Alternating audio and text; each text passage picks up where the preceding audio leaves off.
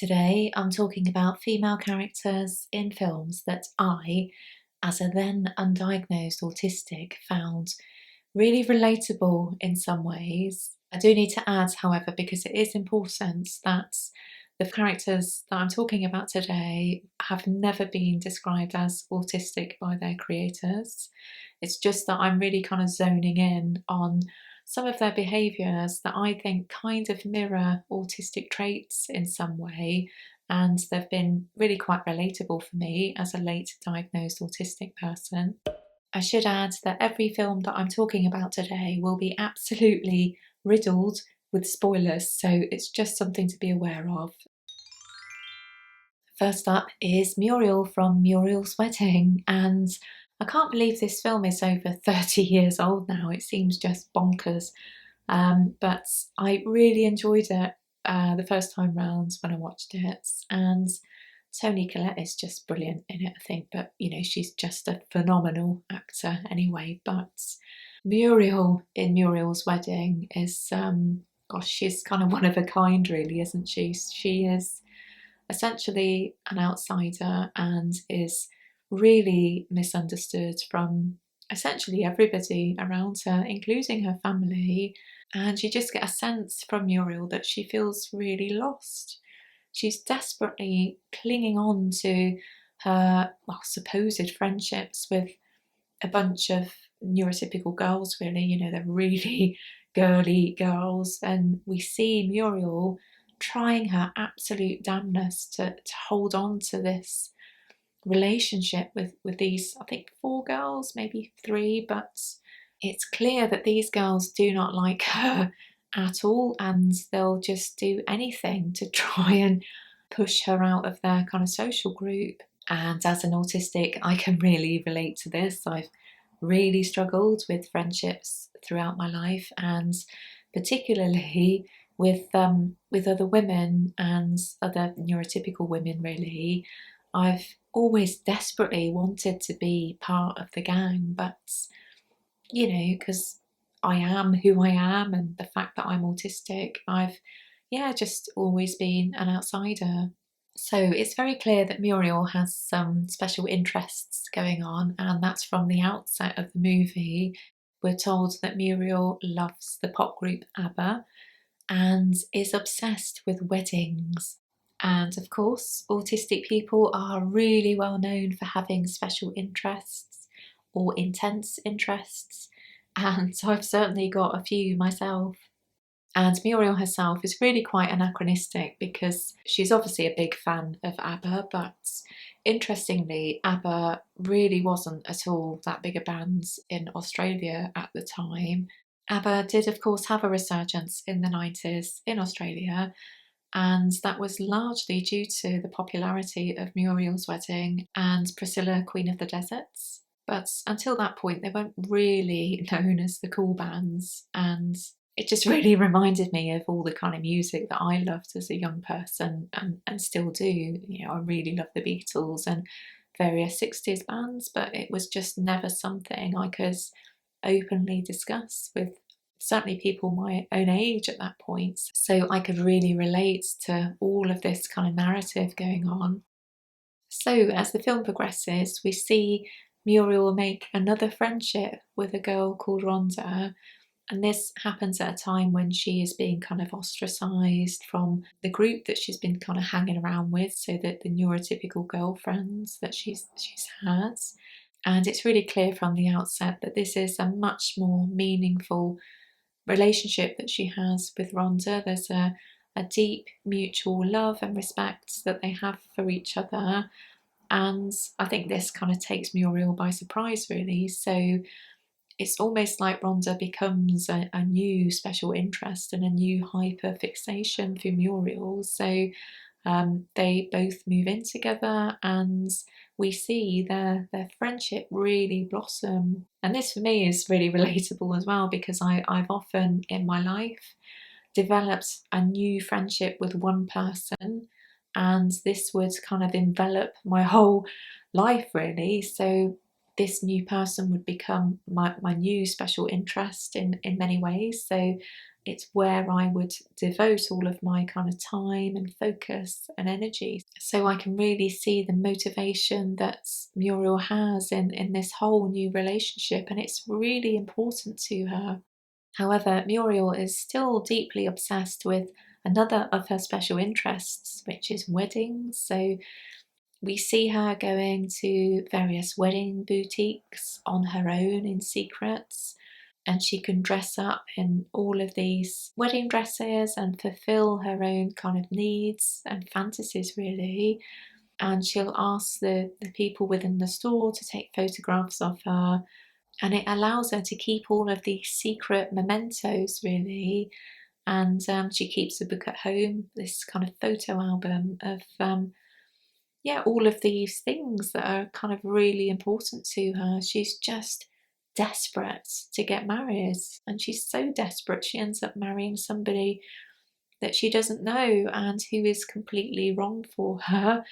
And in addition to this, we're also told a little later into the movie that Muriel struggled with eye contacts at school, and she was really shy and awkward.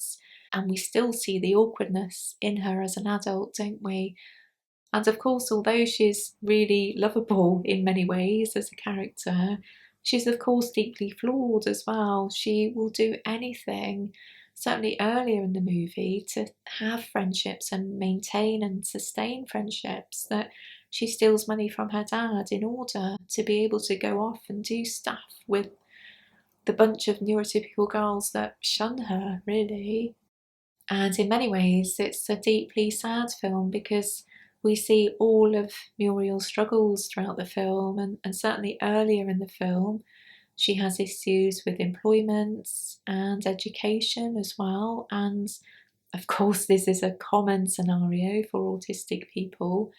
I just love the kind of the themes and how disability is explored in the film as well. Rhonda herself is in a wheelchair, and the overarching theme of the movie is all about platonic love. And for me, this is a really appropriate happy ending for Muriel, because if indeed she is autistic, very many of us struggle with making friends and maintaining friendships. And it's just a film that I really enjoyed. And if you've not seen it for a while, I'd recommend a rewatch, really. It's just so good.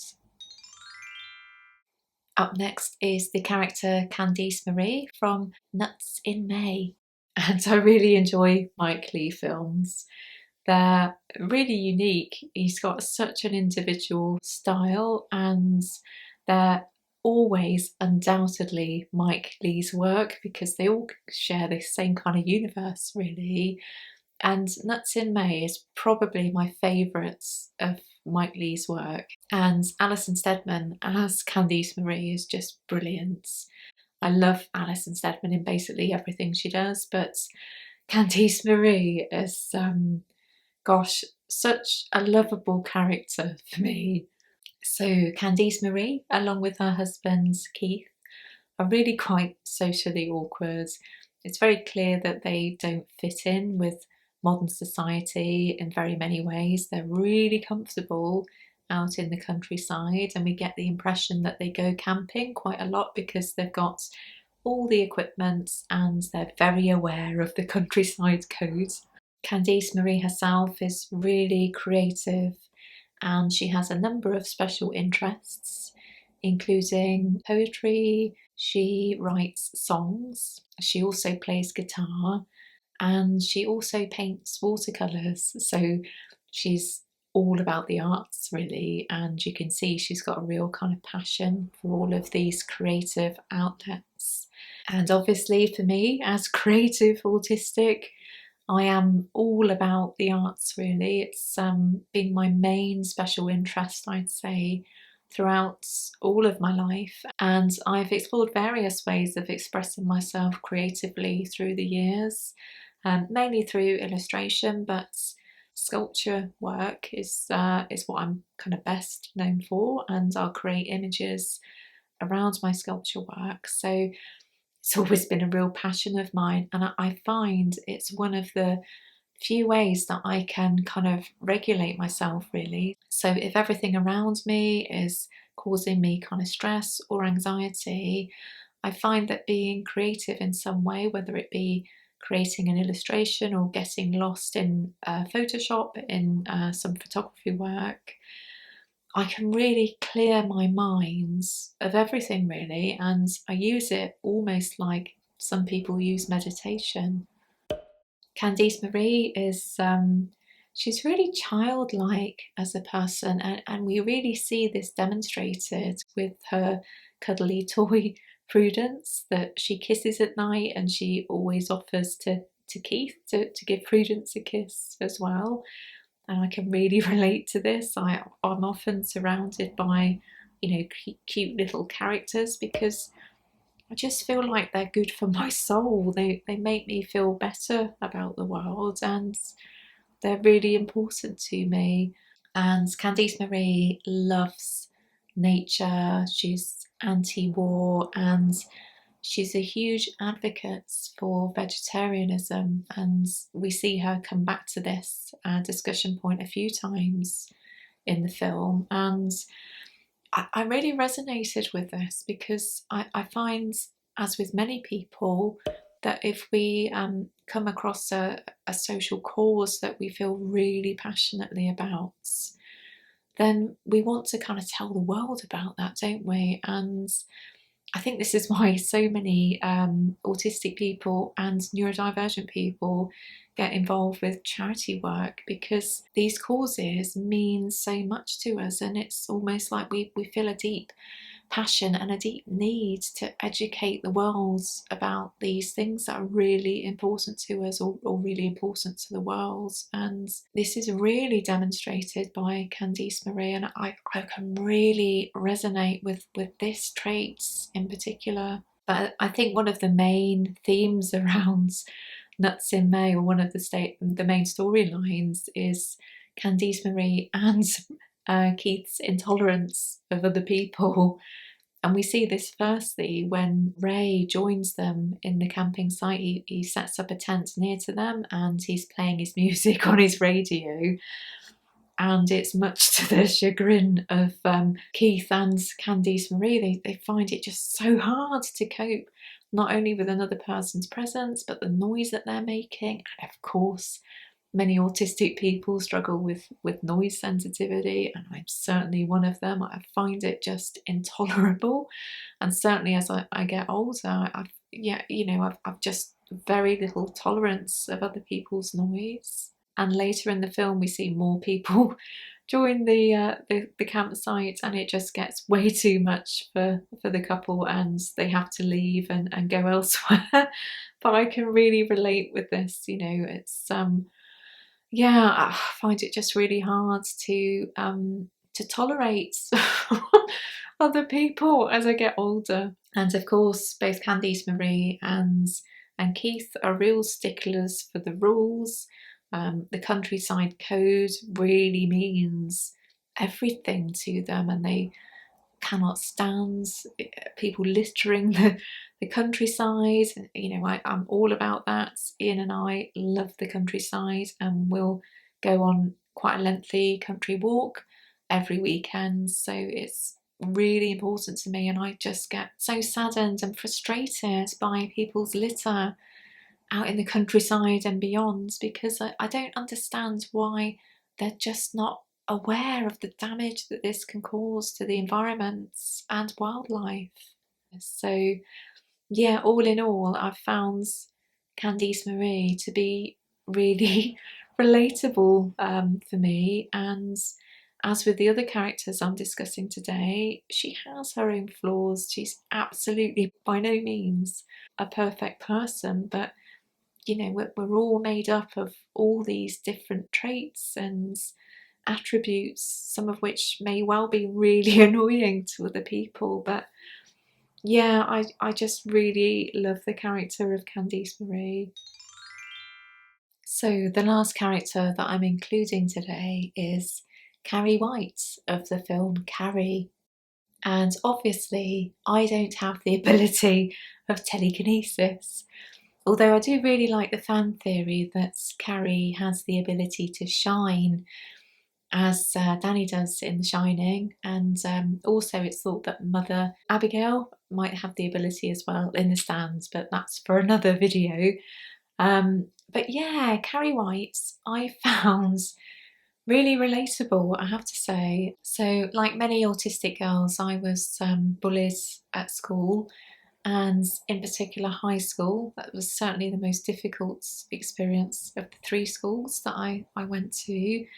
And teenage girls can be just so difficult to get on with if you're an autistic girl, and certainly I didn't even know I was autistic. I just wondered why I was just so vastly different from them. And I was subjected to constant teasing and bullying, much in the same way as Carrie, although not as severe as Carrie, I have to say, thankfully for myself. But yeah, I just found that there was a lot to relate to in that, in feeling like an outsider, in feeling like you're almost like an anachronism, that you're just not on the same wavelength as these other girls, that they're all able to have all of these connections that are just beyond you as an autistic person. However, it's really important to say that I think much of Carrie's behaviours are really as a result of CPTSD, as she's living with her mother and her mother is really abusive to her, so she's not had opportunity to flourish in the same way that other girls have. So we know that many autistic traits resemble symptoms of post-traumatic stress disorder, or more specifically complex post-traumatic stress disorder. So if you are autistic and have CPTSD, it's really difficult actually to know which is which, I think. And I think that's what really interests me about the character of Carrie, because obviously she's dealing with CPTSD, but I can't ignore the fact that very many of these things about her really resemble autistic traits, or certainly autistic traits that I experience. So when Carrie's love interest, Tommy, asks her to prom, I think it's really interesting that Carrie's initial reaction is just to run away. And I think the reason for that is that she's just so used to being bullied by all of her classmates that her flight or flight response has kicked in, and she's chosen flight because she doesn't want to hang around to see what's going to happen. She doesn't want to see the fallouts from this, because she's no doubt going to be made a public spectacle. And you know, I can really relate to this. I used to find the whole concept of boys or interest from boys just really complicated as a young autistic girl, because I just wanted the ground to swallow me up whenever I'd get any kind of attention like that, because I just didn't know what to do or how to navigate that situation. And I find the scene where Carrie starts her period really interesting, because essentially she gets bullied by all of her female classmates because they just cannot believe Carrie's reaction at blood, basically, because this is part and parcel of the experience of being a girl. So why is she overreacting when, of course, Carrie hasn't had any access to any sex or reproduction education? And we can really see this in the autistic community, and I've done videos on this in the past, and I'm thinking in particular of the menopause video that I did recently. The evidence really does suggest that autistic people just don't have the same kind of access to information as holistic people. It could well be because of negative experiences we've had with the health service that we're less able to go and seek help or support.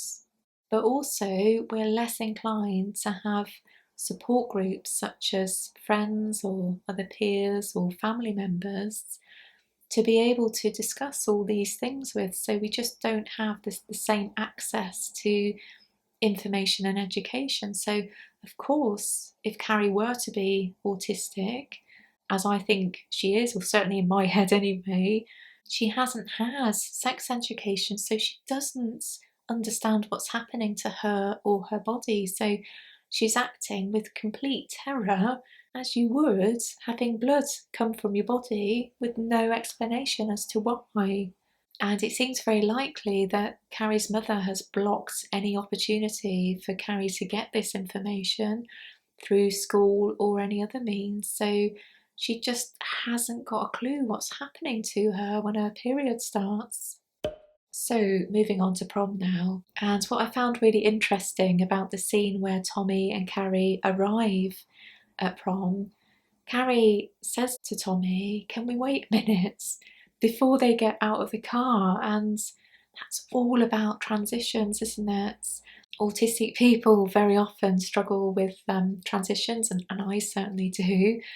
So it feels like Carrie is just asking for a moment just to acclimatise herself to the environment that she's about to walk into, because she's very aware it's going to be complete sensory overloads.